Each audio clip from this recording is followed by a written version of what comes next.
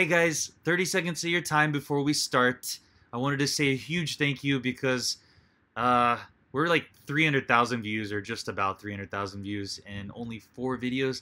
So unbelievable. And I just wanted to say thank you for all the shares and for all of the, for subscribing.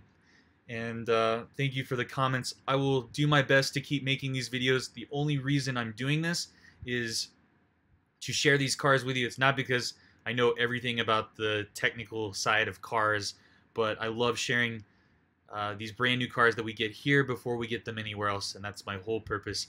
And to do that in English, there are loads of videos in Korean, but not any in English, so I'm really happy to do that. Thank you again, and let's go check out the Hyundai Kona. That's our mission today. Hi everybody, thanks for watching. So this is the brand new Hyundai Kona, and it's got a lot of different design elements, but this is, as I just talked about, Hyundai's first attempt at the compact SUV market.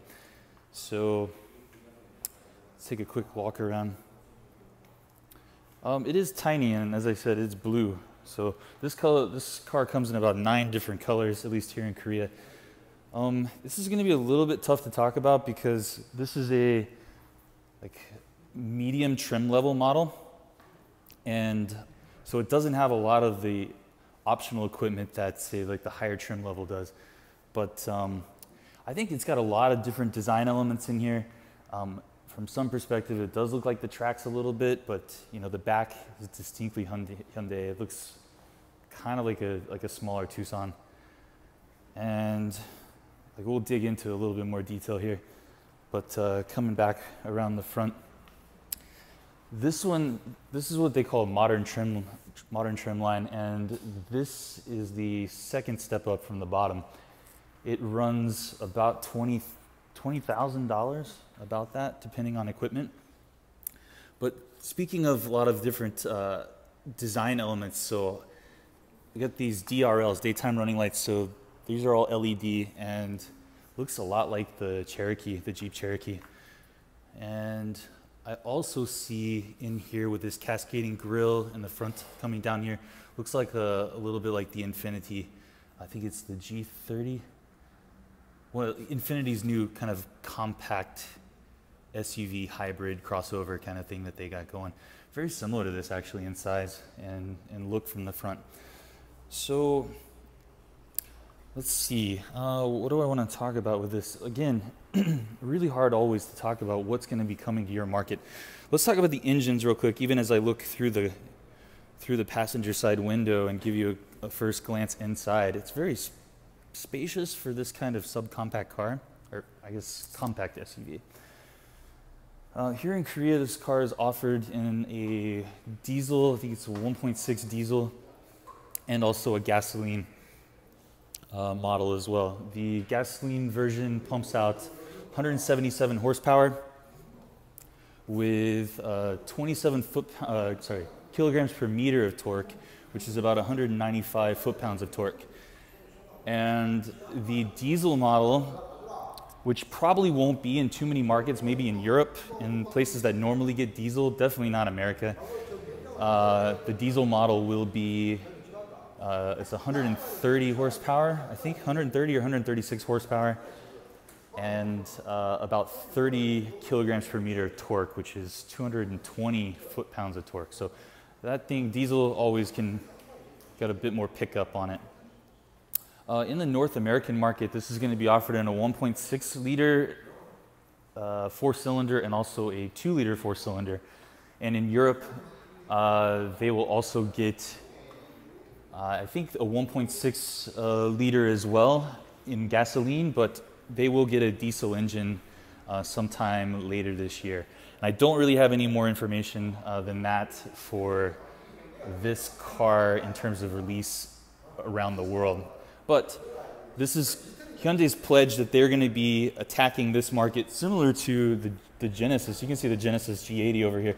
They're going to be introducing a lot more Genesis cars in that sort of line in the next few years. So they also say that this will be the first of many new SUVs that they're going to try to fill out. So just a little bit more information. I promise we'll look inside. This car is really for the I guess the 20s and 30s, 20 and 30-year-olds.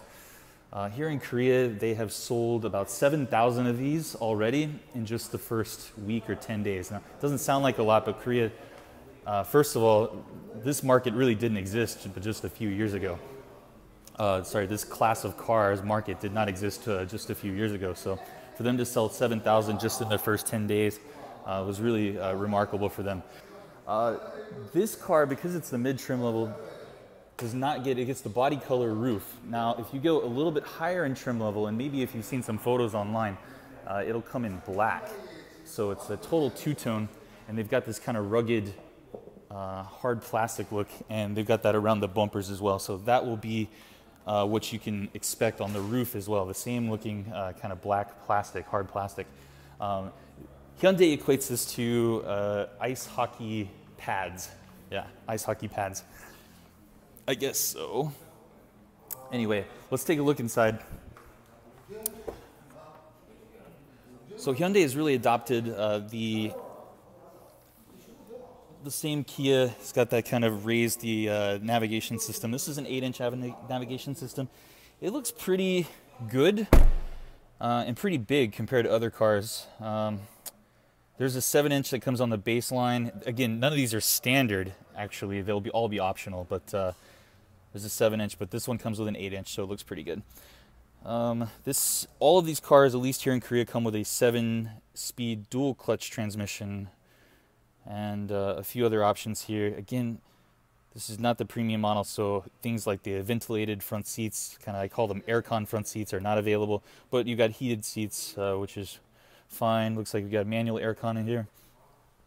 A lot of things are nowadays not even worth really talking about because they're so standard on all these cars, such as, of course, push button start and smart lock. Safety wise, 6 airbags.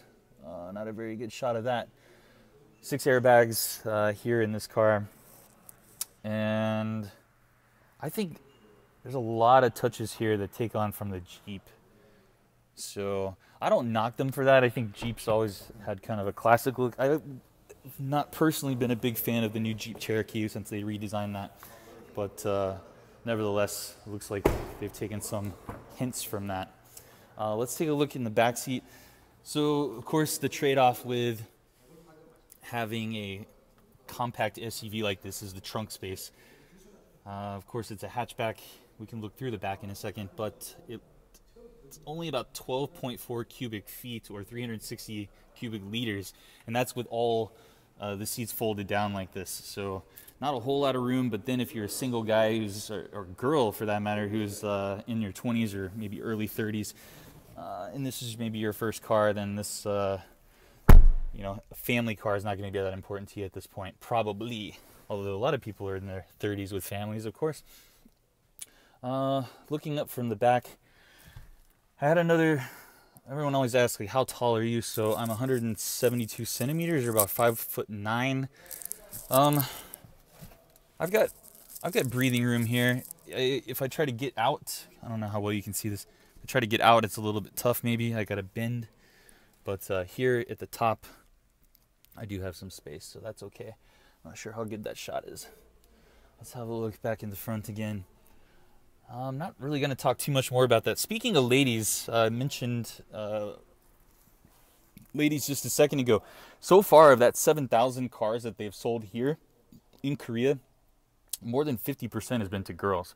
So I think Kia's really excited about this because they've really tried to cater to, I want to say Kia, Hyundai, they've really tried to cater to women lately, making ladies' versions of some of their cars. Kia has as well. That's why I'm thinking Kia.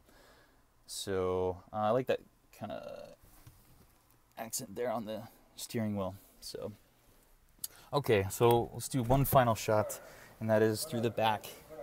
And I think that'll be it for today. As always, if you have questions, please feel free to leave them in the comments because I can't possibly get to everything. I know there are a lot of options and things that I wish I could show you on this one that I just can't. There is a sunroof available, at least for the higher trim levels, and you can get all the way up to, I think, 18-inch tires, and these are 18s. Fuel economy is great for diesel, but for the gasoline version, fuel economy is just okay. I've got the figures in kilometers per liter. I think it's about 11 for the 18-inch, which is not too good. You can also get this in all-wheel drive, which will kill that even further. So anyway, that's going to be it, I think, for this edition of First in Korea. Kia is making their own version of this. It's called the Stonic, I think it's called. And that's going to be coming out any time now. So probably going to have another video just like this coming up really soon. So you can almost get it all in one frame. That just gives you a good idea how big it is, which is not very big. But it looks good for about 20,000. If you go up to the premium model, it's probably 25,000 US. A little bit more expensive depending on what options you put on it. So the 18-inch tires look pretty good with the rims. And overall not bad if this is your kind of thing with a four-wheel drive or all-wheel drive compact SUV. Take a serious look at the Kona. And they got more colors than blue. So thank you guys very much for watching, and feel free to leave comments or questions as I mentioned before. Have a great one. See ya.